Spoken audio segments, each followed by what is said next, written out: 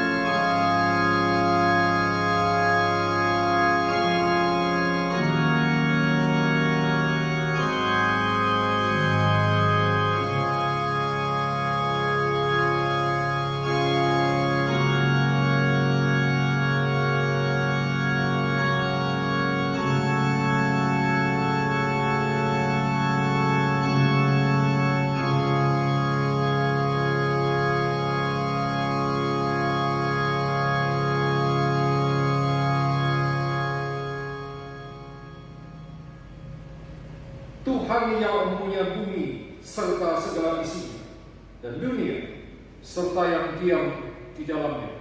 Sebab Dialah yang mendasarkannya di atas lautan dan menegakkannya di atas sungai-sungai. Siapakah yang boleh naik ke atas gunung Tuhan? Siapakah yang boleh berdiri di tempatnya yang kudus? Hanya orang yang bersih tangannya dan yang murni hatinya, yang tidak menyerahkan dirinya kepada penipuan dan yang tidak bersumpah palsu. Dialah yang akan menerima berkat dari Tuhan dan keadilan dari Allah yang menyelamatkan dia. Ibadah kita pada pagi hari ini dimulai dalam nama Allah Tritunggal, Allah Bapa, Allah Anak Tuhan kita Yesus Kristus dan Allah Roh Kudus, ketiganya yang esa. Amin. Dengan tetap berdiri, mari kita bersama-sama menaikkan pujian, nyanyian kidung puji-pujian Kristen nomor 4 yang cinta pada Tuhan dan Allah. Oh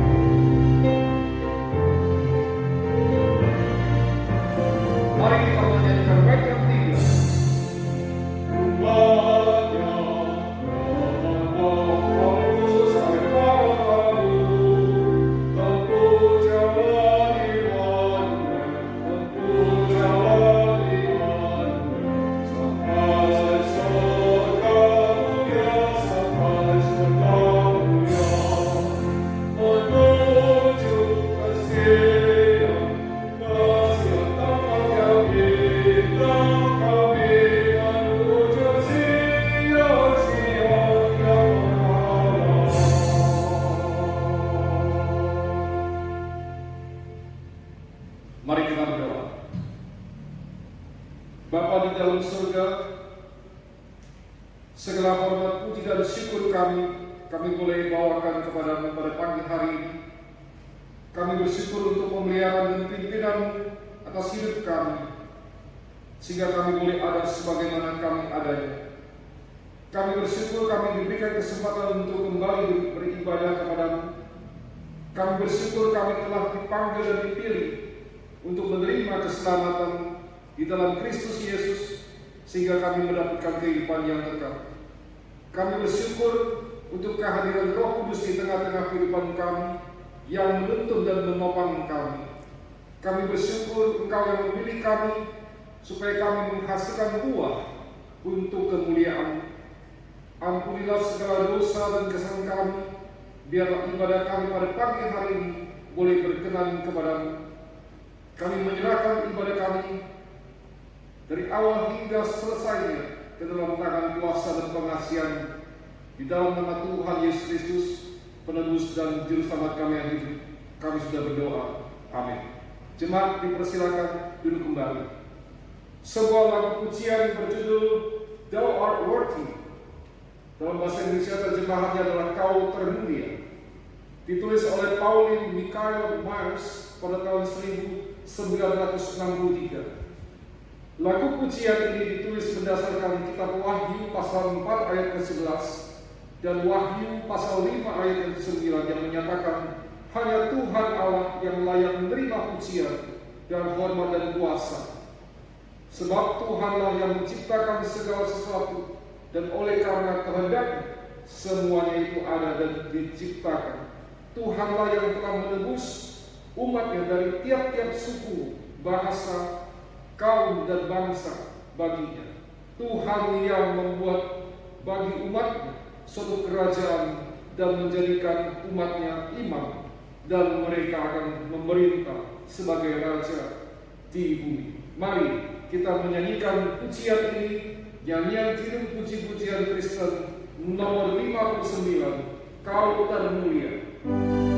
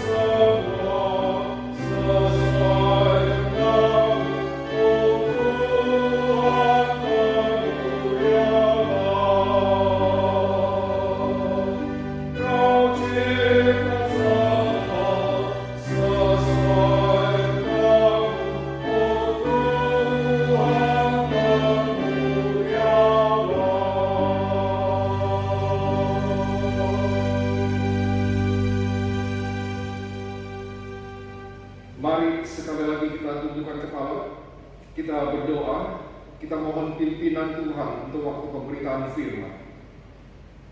Bapa di dalam surga, pimpinlah kami untuk waktu pemberitaan firman-Mu. Berikanlah kepada kami hikmat-Mu, agar kami dapat sungguh-sungguh memahami firman-Mu pada pagi hari ini. Kami mohon pertolongan daripada Roh Kudus untuk menerangi hati dan pikiran kami, sehingga hati dan pikiran kami hanya tertuju kepada firman-Mu.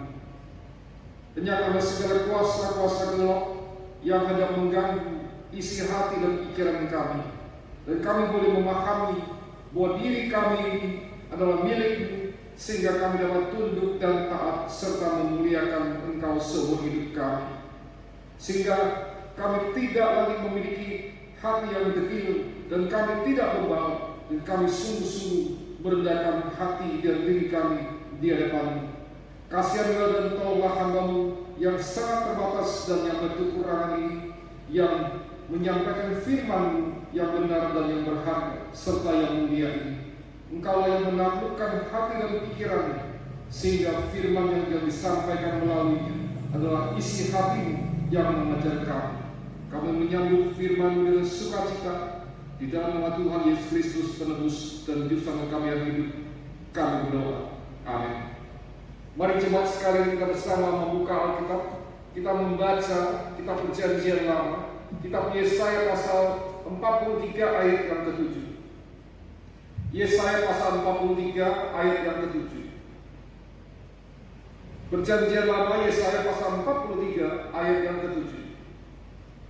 Apabila kita sudah menemukannya, mari kita membaca bersama. 2, 3. Semua orang yang disebutkan dengan nama-Ku, yang Kuciptakan untuk kemuliaan-Ku, yang Kubentuk dan yang juga Kujadikan. Sekali lagi kita membaca bersama. Semua orang yang disebutkan dengan nama-Ku, yang Kuciptakan untuk kemuliaan-Ku, yang Kubentuk dan yang juga Kujadikan. Demikian pembacaan firman Tuhan. Berbahagialah kita yang membaca, yang mendengarkan, serta yang memelihara dan yang melaksanakan firman-Nya setiap saat. Hari ini kita akan melanjutkan bagian yang kedua, yang juga menjadi bagian yang terakhir dari tema khotbah minggu yang lalu, yaitu kasih karunia Tuhan dan tanggung jawab orang percaya. Bagaimana tanggung jawab kita sebagai orang percaya pada Kristus adalah untuk memuliakan Kristus di dalam kehidupan kita. Nah, pada hari ini berdasarkan firman Tuhan yang tadi kita baca di dalam kitab Yesaya pasal 43 ayat yang ke-7.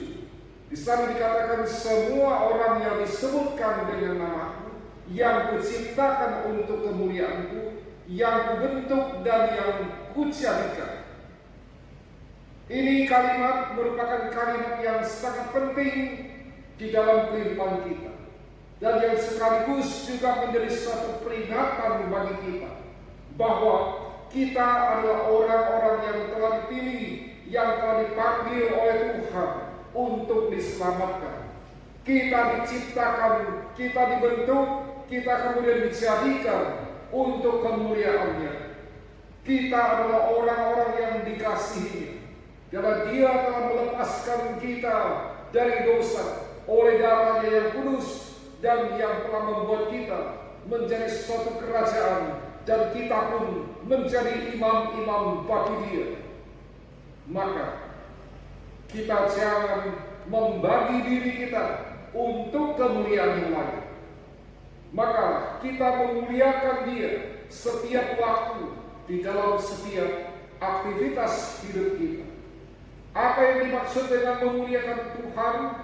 Memuliakan Tuhan berarti mengakui Dia sebagai penentu, sebagai tujuan hidup, sebagai pemerintah yang memerintah hidup kita. Nah, pada hari ini kita akan memasuki pada bagian yang kedua ini. Kita akan mempelajari 6 hal yang penting bagi setiap orang yang percaya di dalam memuliakan Tuhan. Hal yang pertama, mari kita mau melihat bahwa bagaimana cara kita memuliakan Tuhan. Hal yang pertama itu adalah bagaimana kita mau menyadari bahwa kepuasan yang ada pada diri kita hanya ada pada Tuhan. Kita menyadari bahwa kita semua adalah ciptaan dan Tuhan adalah pencipta. Maka satu-satunya yang bisa memberikan kepuasan kepada kita hanya Tuhan, bukan yang lain, bukan harta benda, bukan materi, bukan kekuasaan, bukan kemasyhuran, bukan kekuatan, bukan pengaruh, bukan kedudukan posisi, bukan status. Nah, jikalau kita dapat menyadari semuanya ini, bahwa kepuasan hanya dapat diperoleh dan hanya ada pada Tuhan, maka kita adalah orang yang dapat memuliakan Tuhan. Di dalam kitab Mazmur pasal 73 ayat 25 sampai dengan 26, di sana tercatat bahwa siapa gerangan yang ada padaku di surga selain daripada Engkau, selain daripada Engkau tidak ada yang kuingini di bumi, sekalipun dagingku dan hatiku habis lenyap, gunung batuku dan bagianku, tetaplah Allah selama-lamanya. Bagian kitab ini ditulis oleh seseorang yang bernama Asaf. Siapakah Asaf ini? Asaf ini adalah seorang daripada keturunan Lewi. Dia adalah berasal dari leluhurnya yang bernama Gerson. Asaf ini pekerjaannya adalah seorang pemimpin musik, dan dia bertugas untuk mengatur dan memainkan musik serta pujian di bait Allah. Nah, dari pembacaan ayat ini, maka kita dapat mengetahui bahwa Asaf sesungguhnya menyadari bahwa dirinya itu hanya ciptaan Tuhan dan Tuhan adalah pencipta. Asaf menyadari bahwa kemuliaan yang ada di dunia bukan kemuliaan yang sesungguhnya, tetapi hanya kemuliaan yang menjadi fata morgana, yang sesaat muncul kemudian hilang. Kemuliaan yang bukan kemuliaan, karena kemuliaan itu adalah kemuliaan yang sia-sia. Kemuliaan itu tidak dapat memberikan kepuasan. Dan Asaf mengakui bahwa hanyalah Tuhan yang termulia, hanyalah Tuhan yang berharga daripada apapun yang ada di dunia ini, bahkan lebih berharga daripada dirinya sendiri. Nah, hari ini kita akan melihat pada diri kita. Apakah kita melihat bahwa kemuliaan itu hanya berdasarkan apa yang tampak di dunia ini? Mungkin kita melihat suatu kemuliaan ketika kita melihat seseorang itu kaya. Mungkin kita melihat suatu kemuliaan ketika kita melihat seseorang itu punya banyak uang. Mungkin kita melihat kemuliaan ketika seseorang itu punya kuasa, terkenal, dia punya satu pengaruh, dia itu adalah orang hebat. Atau kita sering kali merasa juga bahwa diri kita lebih mulia daripada segala sesuatu, bahkan daripada Tuhan. Kita mungkin tidak menghargai, kita mungkin tidak menghormati Tuhan sebagai Tuhan yang mulia. Maka ketika kita melihat apa yang kita lakukan setiap hari, semua yang kita lakukan itu adalah yang bersifat egosentris. Semua yang kita lakukan itu adalah demi kepentinganku. Semuanya yang kita lakukan itu adalah untuk suatu nilai keberhargaan bagi diri. Dan coba yang dikasih Tuhan Yesus Kristus, jika kita tidak bisa memuliakan Tuhan melalui setiap kehidupan kita, jika kita tidak pernah puas bahwa kemuliaan Tuhan itu hanya ada pada di dalam Tuhan, maka sesungguhnya kita telah menghina Tuhan. Oleh sebab itu, mari kita mau menyadari dan bertobat bahwa segala sesuatu yang kita miliki itu hanya berasal daripada Tuhan, hanya oleh Tuhan, dan hanya bagi Tuhan. Maka tanpa Tuhan yang mulia, yang memberikan belas kasihan kepada kita, maka semua yang kita miliki, bahkan semua yang ada di dunia ini, itu tidak ada gunanya. Karena ketika engkau dan saya meninggalkan dunia ini, maka semua kemuliaan yang ada di dunia ini, yang engkau dan saya miliki, itu harus kita tinggalkan. Dan di saat itu, maka kita akan berhadapan dengan Tuhan yang mulia. Dan maka di saat itulah mungkin kita menjadi manusia yang tidak mulia di hadapan Tuhan. Karena kita harus berhadapan dengan sinar kemuliaan Tuhan yang menyinari diri kita. Dan mungkin di saat itu akan tampak nyata, dan yang akan tampak nyata itu adalah diri kita. Mungkin kita menjadi manusia yang hina di hadapan kita. Jemaat Kristen di kota Laodikia ini menjadi suatu peringatan bagi kita, agar supaya kita tidak menganggap bahwa apa yang kita miliki ini adalah suatu kemuliaan. Ketika itu mereka membanggakan dirinya karena mereka memiliki berbagai kemuliaan, mereka bahkan memiliki pakaian yang serba indah yang mereka pakai.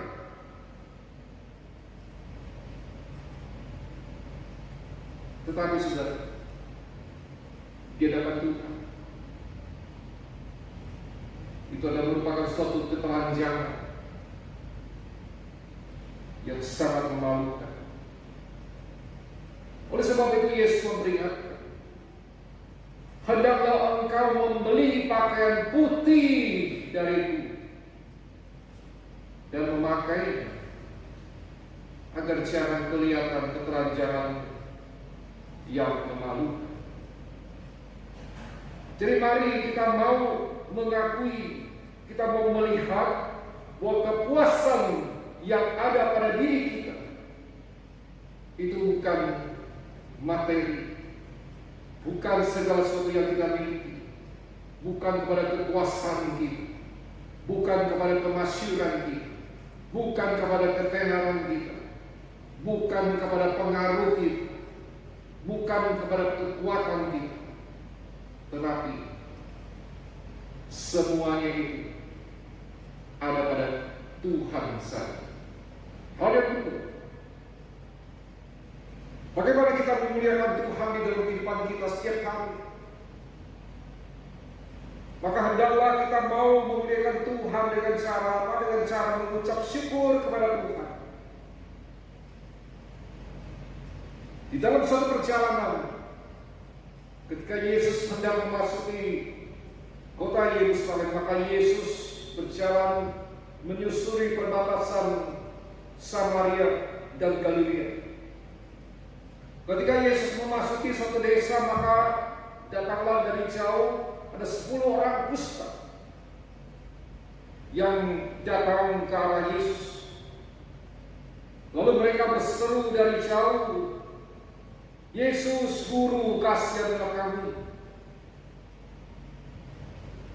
Lalu Yesus berkata kepada mereka, "Pergilah, perlihatkanlah dirimu kepada para imam, mintalah mereka untuk memeriksa badanmu." Maka ke-10 orang kusta itu pun mengikuti perintah Yesus. Mereka pergi. Lalu sementara mereka berjalan, maka hilanglah penyakit kusta yang mereka derita. Salah satu daripada ke-10 orang itu, ketika melihat bahwa dirinya sudah sembuh, maka orang ini kemudian kembali kepada Yesus sambil memuliakan Allah dengan suaranya. Ketika dia tiba di hadapan kaki Yesus, maka dia tersungkur berlutut dan dia mengucap syukur kepada Yesus. Siapakah orang ini? Orang ini bukanlah orang Yahudi. Orang ini adalah orang Samaria. Lalu Yesus berkata kepada dia, "Bukankah tadi ada 10 orang yang telah sembuh? Di manakah kesembilan orang itu? Mengapa hanya engkau, hanya satu orang ini yang kembali untuk memuliakan Allah? Maka jemaat yang dikasih Tuhan Yesus, dari peristiwa ini maka kita dapat melihat apakah kita juga seperti 9 orang kusta yang sudah disembuhkan oleh Yesus, atau kita seperti satu orang kusta yang berasal dari Samaria ini? Bukankah kita semua adalah orang yang pernah menderita kusta, yaitu dosa yang menjijikkan? Bukankah kemudian kita berseru kepada Tuhan, Tuhan kasihanlah kami?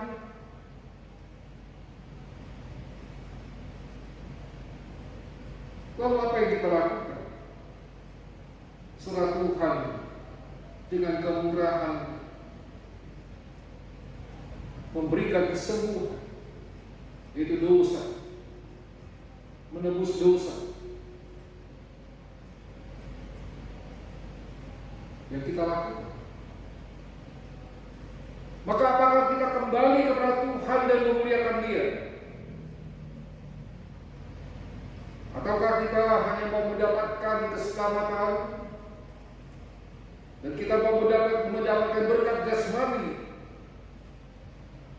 lalu setelah itu kita melupakan kebaikan daripada Tuhan? Maka jemaat yang dikasih Tuhan Yesus Kristus, di sinilah ada kasih karunia Tuhan, tetapi di satu sisi adalah tanggung jawab orang percaya yang sudah menerima kasih karunia Tuhan, yaitu dengan apa? Mempersembahkan syukur kepada-Nya. Ketika seseorang memberikan sesuatu kepada kita, ketika seseorang telah menolong kita, bukankah sepatutnya kita memberikan kata terima kasih kepada orang yang telah memberikan sesuatu kepada kita, dan yang juga yang telah menolong? Apalagi Tuhan yang sudah membereskan, yang sudah menyembuhkan segala penyakit kusta dosa kita. Maka saudara, mari kita mau bertanggung jawab di hadapan Tuhan. Kita mau bersyukur kepada Dia dengan cara kita mengabdikan diri kita sebagai ungkapan syukur kita kepada Tuhan. Hal yang ketiga, bagaimana kita memuliakan Allah di dalam kehidupan kita sehari-hari, yaitu dengan kita beribadah kepada Tuhan. Saudara, ketika kita berbicara tentang beribadah kepada Tuhan, maka ini merupakan suatu tugas dan kewajiban kita. Karena kita adalah orang-orang yang telah menjadi warga kerajaan Allah. Beribadah kepada Tuhan itu bukan hanya kita lakukan di saat ini di dunia ini, tetapi beribadah kepada Tuhan itu juga kita lakukan terus-menerus saat kita meninggalkan dunia ini, ketika kita berada di dalam kerajaan Allah yang kekal.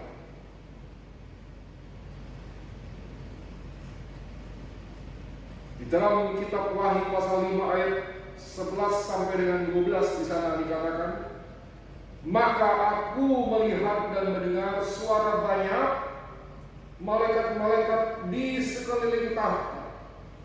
Makhluk-makhluk dan tua-tua itu jumlah mereka berlaksa-laksa dan beribu-ribu laksa.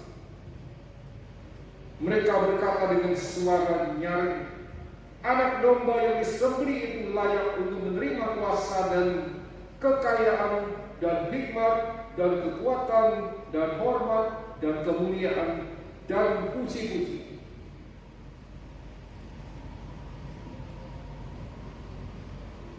Artinya kita hanya beribadah kepada Tuhan karena hanya Dialah yang satu-satunya yang layak menerima kuasa, kekayaan, hikmat dan kekuatan dan hormat dan kemuliaan dan puji-pujian. Kapan kita memuliakan Tuhan? Kapan kita beribadah kepada Tuhan? Kita memuliakan Tuhan, kita beribadah kepada Tuhan bukan hanya pada waktu kita berada di dalam gereja, bukan hanya pada waktu kita melakukan penyembahan, menyanyi, atau kita duduk diam. Kita memuliakan Tuhan itu bukan hanya pada satu hari-hari tertentu, pada waktu tertentu dan pada tempat yang tertentu. Tetapi kita mau memuliakan Tuhan, kita beribadah kepada Dia dimanapun kita berada, kapanpun kita berada.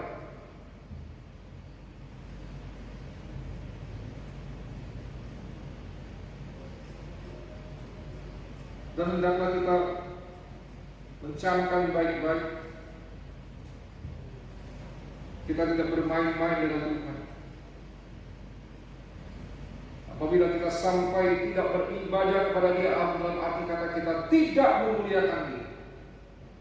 Apabila kita lebih memuliakan yang lain, atau kita lebih memilih mundur dan berbalik kepada yang lain,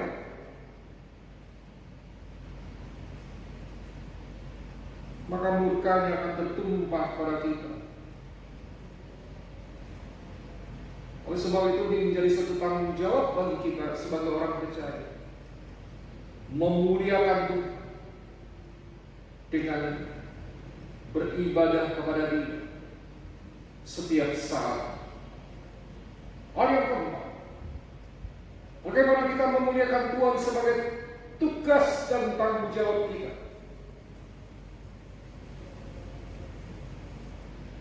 Maka kita memuliakan Tuhan untuk melakukan apa yang telah Tuhan berikan, yaitu tugas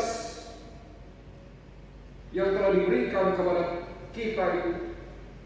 Lalu kita kemudian melakukan secara bertanggung jawab.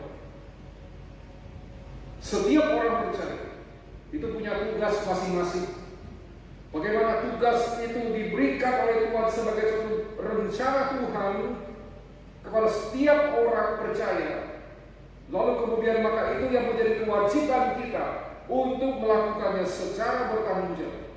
Maka tentunya kita tidak mengerjakannya secara sekedarnya, kita tidak melakukannya dengan seadanya, kita tidak melakukannya dengan asal, tetapi kita mau mengerjakannya dengan setia dan tanggung jawab. Di dalam Injil Yohanes pasal 17 ayat 4, Yesus memberikan satu teladan yang mengingatkan kepada kita. Dia berkata bahwa aku telah mempermuliakan engkau di bumi dengan cara menyelesaikan pekerjaan yang engkau berikan kepadaku untuk melakukan. Apa yang diberikan oleh Allah Bapa kepada Yesus untuk dilakukan?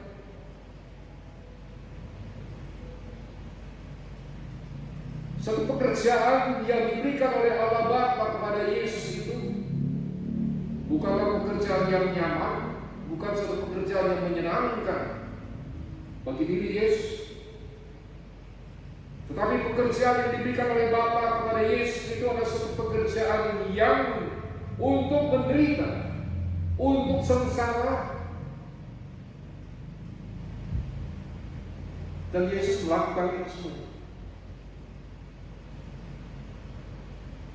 Maka di dalam Filipi pasal 2 ayat 6 sampai dengan 8, maka Yesus berkata, maka Paulus berkata bahwa Yesus adalah gambar dan rupa Allah yang setara dengan Allah Bapa.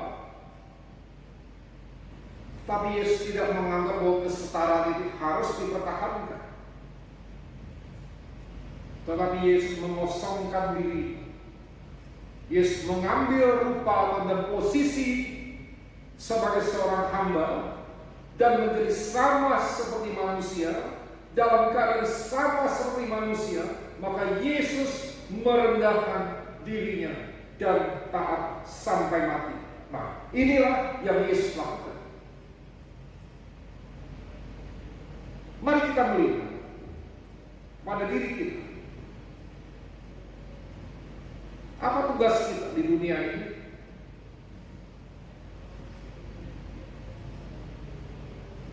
Tuhan Allah menciptakan kita bukan untuk menjadi penguasa dunia, tapi menciptakan kita agar supaya kita memuliakan Dia dan mengerjakan tugas yang diberikan kepada kita secara bertanggung jawab. Apakah tugas yang diberikan oleh Tuhan kepada kita? Jelas bahwa Yesus berkata, hendaklah engkau menyangkal diri dan memikul salib, bukan? Maka pertanyaannya adalah, apakah kita sudah melakukan dua hal itu dengan setia dan bertanggung jawab? Apakah kita sudah menyangkal diri kita dan kemudian kita memikul salib kita? Atau hingga pada saat ini kita masih menonjolkan keakuan diri kita atas kemuliaan kita? Kita masih menempatkan kita pada posisi sebagai Tuhan yang berkuasa atas diri kita. Kita tidak merendahkan diri kita untuk menyangkal diri dan memikul salib. Mungkin kita merasa bahwa salib itu sangat berat dan tidak nyaman. Oleh sebab itu kita lebih rela melakukan rencana diri kita sendiri daripada rencana Tuhan. Kita lebih rela melakukan tugas kita sendiri daripada tugas yang diberikan oleh Tuhan. Lalu kemudian di luar, sepertinya tampaknya kita itu sedang melakukan tugasnya Tuhan, tetapi sebenarnya tidak. Maka berhati-hatilah kita. Sesungguhnya Tuhan itu tidak bisa ditipu dengan kelicikan hati kita.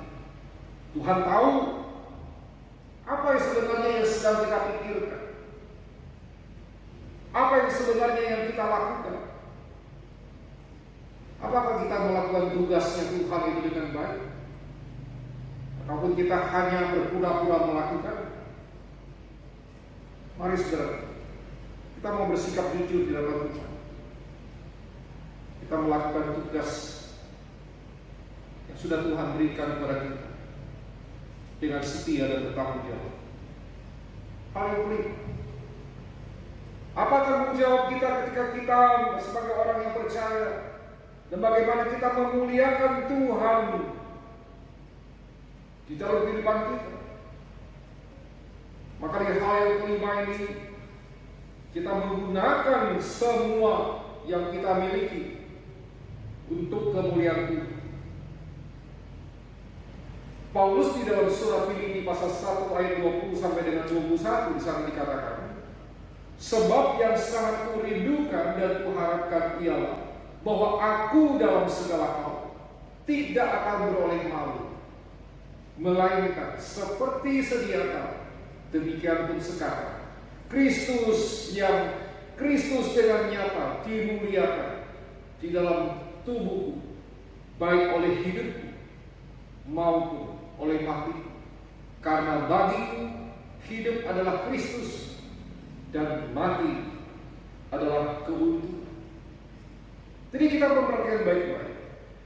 Yang Paulus rindukan dan yang Paulus harapkan itu bukan kemuliaan yang ada pada dirinya. Paulus tidak melihat bahwa adanya kemuliaan yang ada pada dirinya itu adalah kemuliaan. Paulus tidak melihat bahwa kemuliaan yang ada pada dirinya itu adalah kemuliaan yang dia peroleh karena statusnya dan jabatan dia.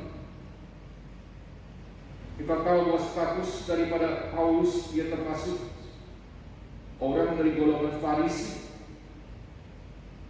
dan memiliki satu jabatan paling penting sebagai pemimpin agama Yahudi. Tetapi di sini Paulus melihat bahwa kemuliaan yang ada pada dirinya itu adalah kemuliaan Kristus yang Kristus nyatakan kepadanya. Nah, itu sebabnya Paulus menyadari bahwa kemuliaan yang ada pada dirinya itu bukan kemuliaan yang diperoleh dari dunia ini, tetapi kemuliaan yang dia peroleh dari Kristus Yesus yang telah menampakkan diri kepadanya, serta yang telah menebus dari kebinasaan, yang telah merubahnya dari manusia yang hina menjadi manusia yang mulia. Maka dari itu Paulus berkata, baik dahulu maupun sekarang, baik ketika aku hidup maupun nanti ketika aku mati, maka hanya kemuliaan Kristus yang tampak pada diri, bukan yang lain. Maka Paulus di sini betul-betul memahami akan kemuliaan yang sesungguhnya. Di dalam dirinya ada kemuliaan, tetapi bukan kemuliaan yang bersifat materi, bukan karena status, bukan karena nama,